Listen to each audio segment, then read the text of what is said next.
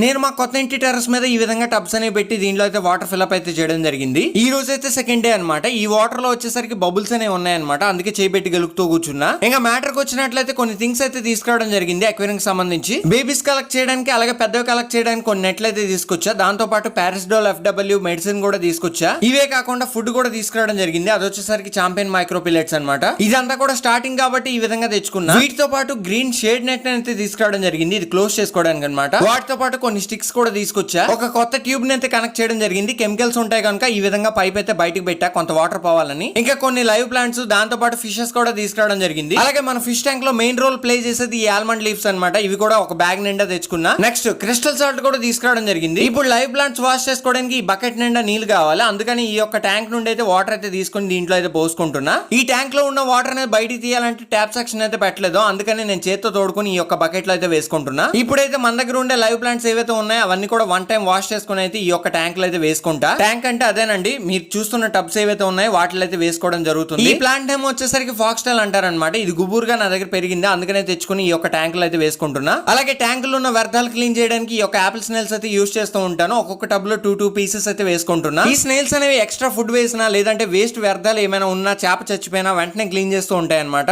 అంటే ఒక ఫిష్ అనేది ఎక్స్పైర్ అయింది అనుకోండి, ఆ వాటర్ అంతా కంపు కొట్టేస్తుంది. ఈ గ్యాప్ లో అవి ఏం చేస్తాయి అంటే తినేస్తాయి అనమాట. నెక్స్ట్ నేను తీసుకొచ్చిన గప్పీస్ లో మీరు క్లియర్ గా చూసుకున్నట్లయితే dark night dragon, purple berry dragon అనమాట. ఏ బ్రీడ్ కి ఆ బ్రీడ్ అయితే సెపరేట్ చేసుకుని ఈ యొక్క ట్యాంక్ లో అయితే వేసుకుంటున్నా, విడిచిపెట్టుకుంటున్నా. ఈ వాటర్ కి, ఈ అట్మాస్ఫియర్ కి ఎలా తట్టుకుంటున్నాయి ఏంటో అనేది ఒక ప్రయోగం మాత్రమే ఇదంతా కూడా. నెక్స్ట్ ఈ యొక్క మేడ మీద నేను అసలు ఏం చేయబోతున్నాను ఏంటి అనేది త్వరలో అప్డేట్ ఇస్తానండి. ఈ చేపలు విడిచిపెట్టాక ఎక్కడ డ్యామేజ్ అవుతాయి అని చెప్పి భయపడుతూ విడిచిపెట్టా, కానీ బాగానే సెట్ అయిపోయి. నేను మీ అందరికి ఇచ్చే క్లారిటీ ఏంటంటే ఈ యొక్క ట్యాంక్ లో నేను ఆల్మండ్ లీవ్స్ అయితే వేసుకోలేదు. ఇప్పుడైతే ఆల్మండ్ లీవ్స్ అయితే యాడ్ చేసుకుని ఆ తర్వాత స్టిక్స్ అయితే పెట్టుకున్నా. బాగా ఎండిపోయే బాదం ఆకులు ఏవైతే ఉంటాయి ఆ వాటర్ లో 24 అవర్స్ ఉంచి ఆ తర్వాత తీసి బయటపడేస్తా, అంతే, ఇంకేం లేదు. ఆల్మండ్ లీవ్స్ వల్ల చాలా హెల్త్ బెనిఫిట్స్ అయితే ఉన్నాయి ఫిషెస్ కి సంబంధించి, అందుకనే వేసుకున్నా. ఆ తర్వాత క్లోజ్ చేసుకుని ఇంక ఇంటికి స్టార్ట్ అయ్యా. వీడియో నచ్చితే ఒక లైక్ చేసి సపోర్ట్ చేయండి.